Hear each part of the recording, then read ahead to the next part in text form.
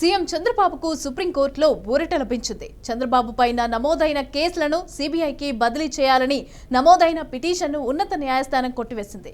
CID కేసులను సీబీఐకి బదిలీ చేసి విచారణ చేపట్టాలని కోరుతూ హైకోర్టు లాయర్ బాలయ్య దాఖలు చేసిన పిటిషన్ పైన జస్టిస్ బేలా త్రివేది విచారణ చేపట్టారు.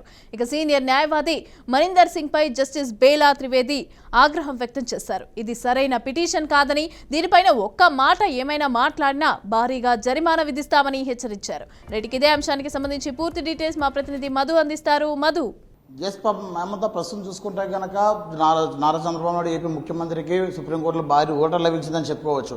అయితే కనుక గత ప్రభుత్వంలో చూసుకుంటే కనుక ఏదైతే అమరావతి ఇన్నర్ రింగ్ రోడ్డు సంబంధించి ఎలిమెంట్ ఏదైతే ఉందో, అదేవిధంగా సిల్క్ డెవలప్మెంట్ సంబంధించిన వివరాలు ఏదైతే దాదాపు 7 కేసుల మీద సిఐడి విచారణ సాగిస్తుంది. అయితే కనుక ఈ సిఐడి ఏదైతే విచారణ సాగిస్తున్న కేసులు ఏదైతే ఉందో ఎన్ని కేసులు కూడా సిబిఐకి అప్పచెప్పాలని చెప్పేసి హైకోర్టు న్యాయవాది, ప్రముఖ న్యాయవాది ఏదైతే బాలయ్య మాత్రం సుప్రీంకోర్టులో పిటిషన్ దాఖలు చేయడం జరిగింది. అయితే కనుక ఈ పిటిషన్ చూసుకుంటే కనుక సుప్రీంకోర్టు ఎవరైతే ఉన్నారో బేలా త్రివేది నేతృత్వంలో సుప్రీంకోర్టు ఈ విచారణ సాగిస్తుంది. అయితే కనుక ఈ కేసు విషయం సంబంధించి సిబిఐకి ఏదైతే అప్పచెప్పమందో ఈ పిటిషన్ దాఖలు చేసిన ఎవరైతే ఉన్నారో బాలయ్య మీద తీవ్ర ఆగ్రహం వ్యక్తం చేస్తుందని చెప్పుకోవచ్చు. అయితే ప్రస్తుతం చూసుకుంటే కనుక ఇలాంటి కేసులు కూడా సుప్రీంకోర్టు దగ్గర తీసుకొస్తారనేది మాత్రం కొద్దిగా ఆగ్రహం వ్యక్తం చేసే పరిస్థితి కనుక అయితే కనుక సీనియర్ న్యాయవాదులు కూడా ఇలాంటి కేసులు ఎందుకు వాదిస్తున్నారు, అయితే కనుక ఈ పిటిషన్ మీద కనుక ఎక్కువగా మాట్లాడితే కనుక మేము భారీ జరిమానా విధిస్తామని కూడా సుప్రీంకోర్టు ఆగ్రహం వ్యక్తం చేస్తున్న పరిస్థితి కనిపిస్తుంది. అయితే కనుక దీనికి సంబంధించి ఎవరైతే ఉన్నారో పిటిషన్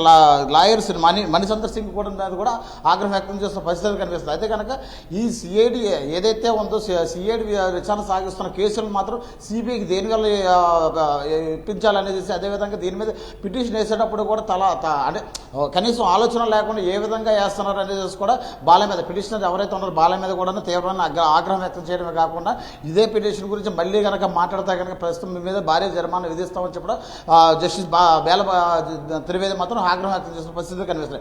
అయితే కనుక దీని మీద ఎవరైతే ఉన్నారో న్యాయవాదులు కూడా సీనియర్ న్యాయవాదులు కూడా ఇలాంటి కేసులు ఎందుకు టేకప్ చేస్తున్నారు, సుప్రీంకోర్టు పరువు ఎందుకు తీస్తున్నారు అనేది కూడా వీళ్ళ ఏదైతే ఉందో అడ్వకేట్స్ని కూడా వదిలించడం జరుగుతున్న పరిస్థితి కనిపిస్తుంది. అయితే కనుక ప్రస్తుతం చూసుకుంటే కనుక ఏదేమైనప్పటికీ కూడా గత గవర్నమెంట్ చంద్రబాబు నాయుడు మీద ఏదైతే అక్రమ కేసులు ఏదైతే పెట్టిందో ఈ అక్రమ కేసుల్లో కూడా సుప్రీంకోర్టులో భారీ ఓట్లు లభించిందని మాత్రం చెప్పుకున్న పరిస్థితి కనిపిస్తున్నాయి. ఇప్పుడు అయితే చూసుకుంటే కనుక బాలయ్య ఏదైతే ఉందో ఈ పిటిషన్ సంబంధించి ఇంకెప్పుడు కూడా భవిష్యత్తులో కూడా ఈ పిటిషన్ దాఖలు చేయొద్దనే చూసుకోవడాను సుప్రీంకోర్టు చెప్తున్న పరిస్థితి కనిపిస్తున్నాయి. మమత.